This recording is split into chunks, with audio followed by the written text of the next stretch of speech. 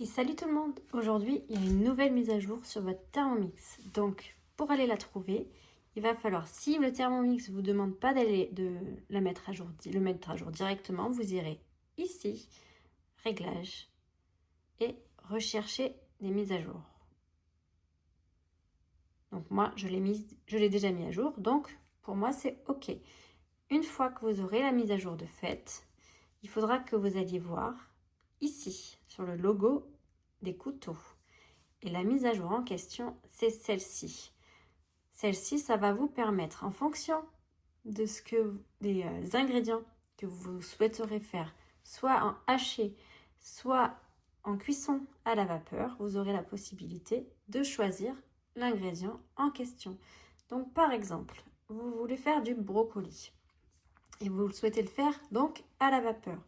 Donc, pour savoir le temps en fonction du grammage, il va falloir aller ici, fleuron de brocoli, ajouter donc 500 g d'eau dans le bol.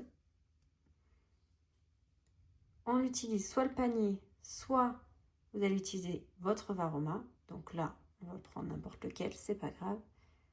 OK. Et il nous dit que pour entre 250 g et 800 g de brocoli, il vous faudra 15 minutes pour pouvoir avoir des brocolis cuits à la vapeur. Donc maintenant, il n'y aura plus qu'à appuyer sur Play une fois que vous aurez votre bol sur le Thermomix et vos brocolis dans le Varoma.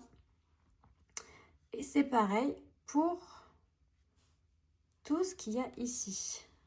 Donc par exemple, vous souhaitez faire des carottes. Vous avez la possibilité de les hacher ou de les cuire à la vapeur. Par exemple, si on fait hacher, en fonction du grammage que vous aurez pesé, vous aurez donc à choisir lequel. Ici, on valide. Donc on sait qu'il faut 5 secondes vitesse 5 entre 200 et 500 g de carottes. Voilà. Tout ça, c'est préenregistré et ça va vous permettre de gagner du temps et d'éviter d'aller chercher quand vous ne savez pas où aller chercher. Pareil pour la vapeur, vous avez soit des carottes en rondelles, des carottes entières. Si on met carottes en rondelles, on met 500 g d'eau dans le bol. On utilise soit le panier pour aller jusqu'à 500 g de carottes ou 800 g avec le Varoma. Pareil, on va faire comme ça. OK.